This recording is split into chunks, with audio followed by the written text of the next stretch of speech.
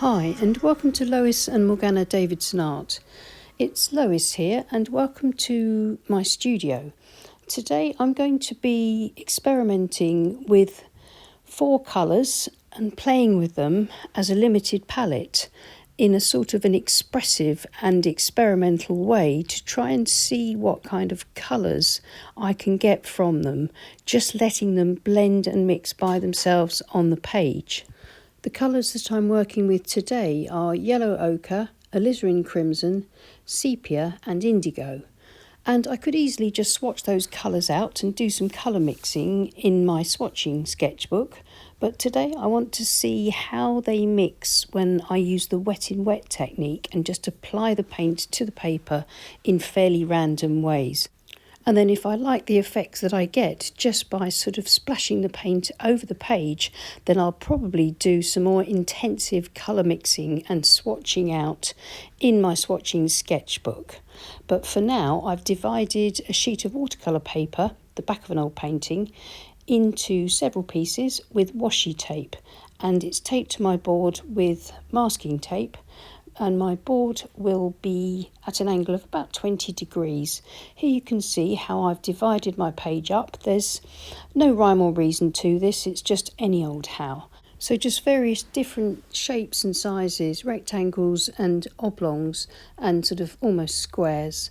And then as I paint across the tape, trying to ignore it, I can just let the paint do exactly what it wants to do, maybe tip and tilt my board, scrape into the paint with a palette knife for extra texture, and then just see what happens. Here's my palette. It's a porcelain plate. I can just dip into the colours very easily. I shall speed up the footage for you now.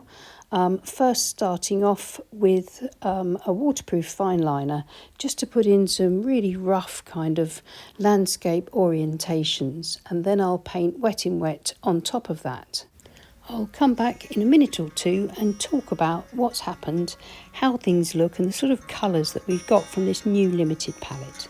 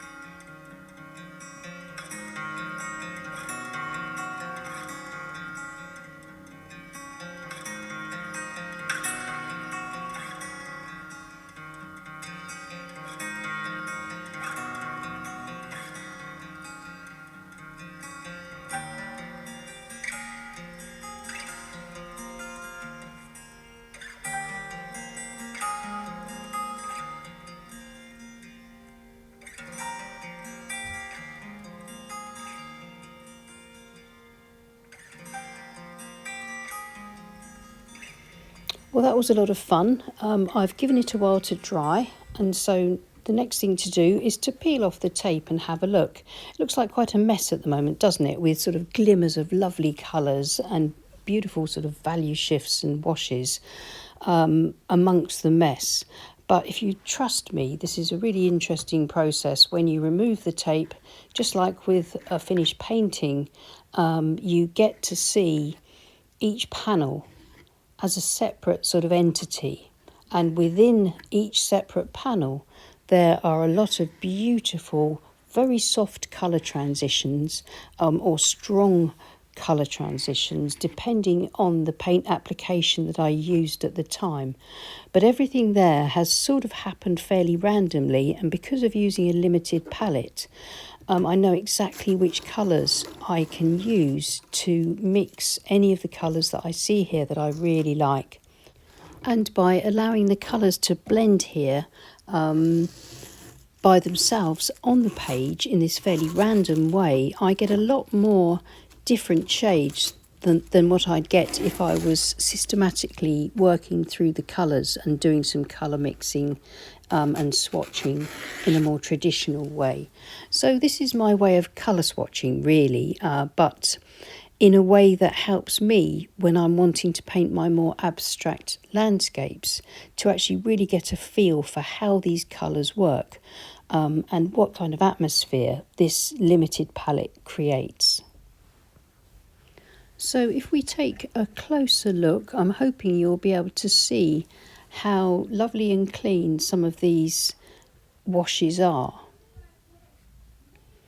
Even though I've sort of scrubbed the paint quite hard in a lot of places, the colours haven't become muddy even when they've been really sort of overworked, and that's a good sign for this palette. I think one thing I would say is that experimenting like this, I'm less keen on the alizarin crimson next to large areas of sepia. I think the sepia and the indigo need to be mixed together a bit more for my personal taste. But of course, that's personal taste, and that's why I'm doing this. So now moving on to my second experiment, I decided to see what would happen if I worked in the same way with Payne's grey, sepia and indigo. And I've got these really beautiful scenes. I love these colours together. This for me has really moved me forward with my current abstract landscape series, in which I'm exploring my local coastal area, the beaches, the sea, the sky, the inland waterways, all that sort of thing. And so I will certainly be using this palette in my more finished paintings. And then I worked on a different set of colours as a final experiment for the day. Now, these colours were Prussian blue, Payne's grey, burnt sienna and burnt umber, and you can see that these create a completely different atmosphere together. So by working this way with different limited colour palettes and then making a note of the colours that I use, of course, I now feel more prepared to start work on a painting as such. These explorations have given me the information that I need, and I now know the colours that I want to use for my next painting. I'll be back with a video tomorrow or in a couple of days' time, depends when I get the time, where I show you the ones, the little paintings out of all three of these sheets of experiments that I have chosen that I like the best, and I'll cut them out and stick them into a sketchbook and put notes next to them and show you how I sort of annotate these sorts of things, so that I've got a permanent record of these experiments, and then I use them going forward with my painting. Well, thank you so much for watching. Please let me know what you think in the comments, and if you've got any ways that you like to explore new colours. I'd love to read them. And thank you so much to everyone that supports us on Patreon. If you'd like to support the channel, then please take a look at the links below. Many thanks, and I'll see you again soon. Take care and happy painting. Bye.